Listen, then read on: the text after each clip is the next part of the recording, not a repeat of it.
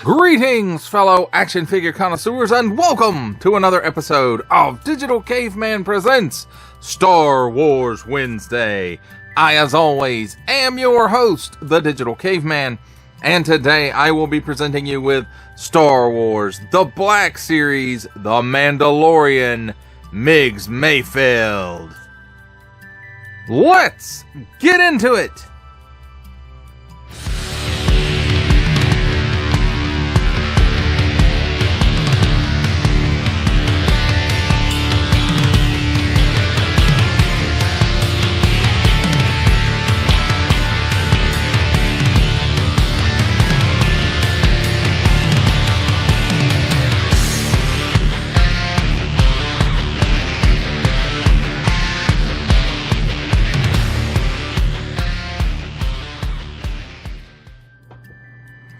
Let's begin with a look at the packaging. And here we have on the top a little window to let some light in from the top, and pig hook holder and some tape. Then on the front, Star Wars The Black Series, nice big window showcasing the majority of the figure and his accessories. Star Wars The Mandalorian, Migs Mayfeld, and there's the assortment numbers if you need them. Warning! Don't stick things in your pie hole that do not belong there. Ages 4 and up, Hasbro print. On the bottom, small print, fine print, legalese print, made in China print, symbols I'm not going to learn, and a barcode. On this side, got some tape. A window on the side to let some light in from the side, I suppose. And then this stripe that says Star Wars The Mandalorian on the front continues around on this side at an upward angle and around to the back as well. Star Wars The Black Series at the very bottom. On this side, we've got some artwork of Migs Mayfeld.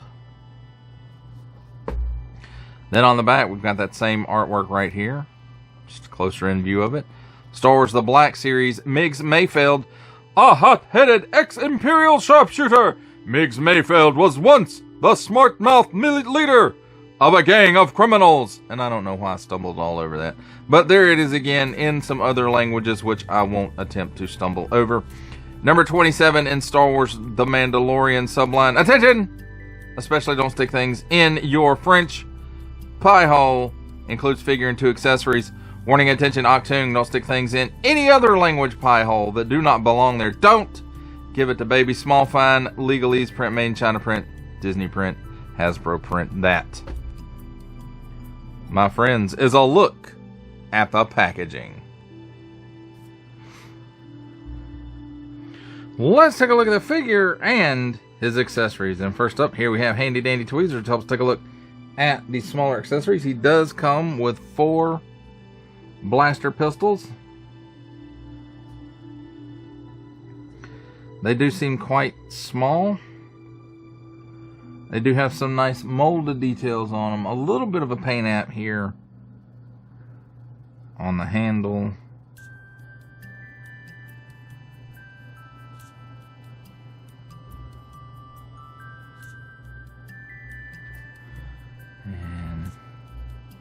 Here's another one. They all look pretty much the same to me.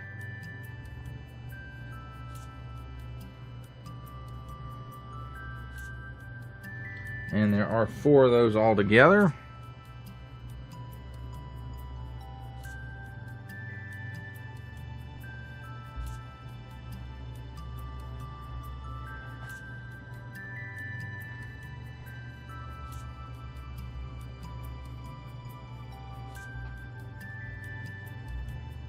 And here is, if I can pick it up, here's the last one.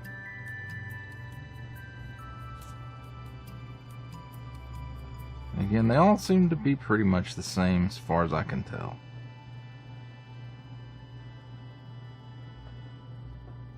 And then he also comes with his little backpack thingy that has some nice molded details in it. Molded in color, it appears. It's got this post on it right here. It also has this double jointed arm, and it goes at 360 degrees at this joint and this joint. So choo choo. And then no articulation here at this end. The gun is not removable. It's molded in place. And it also appears to be pretty much the same blaster as the others. It even has the paint for the hand grip, it looks like. Although it's a little hard to tell under the lights. Let me check it out. Even out from under the lights, it's hard to tell. So, whoop, whoop. So we'll cover how that works in a minute. Let's take a look at the figure himself. And I will have to say I give this about a 40% on the likeness. It bears a very slim, striking resemblance to Bill Burr. And it's just not a really great likeness. So again, I give it about 40%. I don't know if it's the sculpt or the deco, but I think it's a little bit of both. And I even think this one is using the inkjet on the face. It's just not really there, in my opinion. So we got some nice sculpted textural details there for his shirt. Not so much on the back, but it does have some wrinkles and stuff. And same goes with the sleeves. And then the pants wrinkly. And then these boots look kind of like Hoth boots to me. But, you know, maybe he got it at a Rebel surplus store. I don't know. So, as far as the sculpt goes, I mean, it's okay. This got this big old overlay that hinders up stuff, so there is that. But again, this is what the character had, but I think they could have figured out a different way to do it. But that's my opinion, of course. Your mileage may vary. It's got a port right here in the overlay. It's also in the figure's back. Now let's talk about his articulation real quick. He's on a ball joint at the bottom of the neck. The neck is a separate piece, and then there's a dumbbell at the top. So he looks up that far. He looks down that far. He can do a little bit of chicken neck. He's got some waggle, and there's even some at the top of the neck. So he can do the full exorcist. At the shoulder, 360 degrees of rotation, and he can raise it up approximately 90 degrees, I would say. Then single hinge and swivel at the elbow, swivels around 360 degrees and gives you a little better than 90 degrees worth of bend. 360 degrees worth of rotation at the wrist on up and down hinge, and the other side is up and down hinge as well. There's a cut right here under the overlay where the chest and the abdomen meet, and it gives him some hula. It gives him a little bit of twist both ways, and that's about it. He can lean back that far, and he can lean forward about that far. So that's it. Nothing at the waist, even though it looks like there should be something at the waist. There's not, of course. At the hips, the holster strap, leg straps do get out of the way nicely. He gives you that much of the splits, which is the maximum amount that the mold is allowing. It is not being hindered by the holsters. And again, these leg straps are loose enough that when he kicks forward, they kind of get out of the way and don't hinder anything up. He can kick forward that far and back about a half of one of his own feet. Cut at the upper thigh, and it does rotate 360 degrees. Single hinge and swivel at the knee, swivels around 360 degrees and gives approximately a 90 degree bend. Nothing in the shin, so no boot cut. at the ankle, tilts down that far, which is pretty good. Up that far, which is great. And then he does have a forward-facing pin for a lot of rocker. Now, as far as accessory storage goes, he's got these two holsters down here on his hips. And if I can get the blaster in there. And you want to go as far as that'll go in, and then this piece ports right in to the hole in the holster, just like this one. And let's see if I can have an easier time getting this one in. So it went in there again. Push it down as far as you can get it. Pull this down and make the peg level with the hole, and it makes you get a little bit easier of a time putting it in. Then you've got these two holsters up here at the top, and you just place the blasters in there, no straps. So I guess he can get those quickly.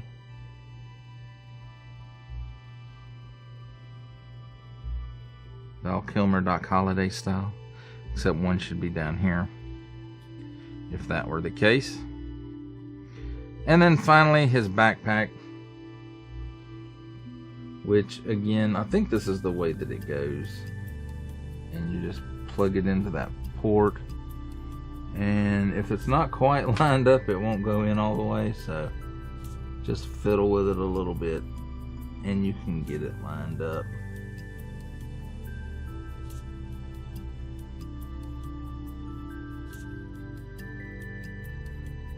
Just like that. And how that works is boop, which is, I don't know, it feels a little silly to me. But Bill Burr is a comedian, so I don't think he designed that, though. But there you have it, my friends. A look at the figure and his accessories and storage. It's time for my favorite part of a review, comparisons. And here we have Star Wars The Black Series, The Mandalorian, Migs Mayfeld, with Star Wars The Black Series, The Book of Boba Fett, The Mandalorian Din Djarin on Glavis Ringworld, and Star Wars The Black Series, The Book of Boba Fett, Boba Fett.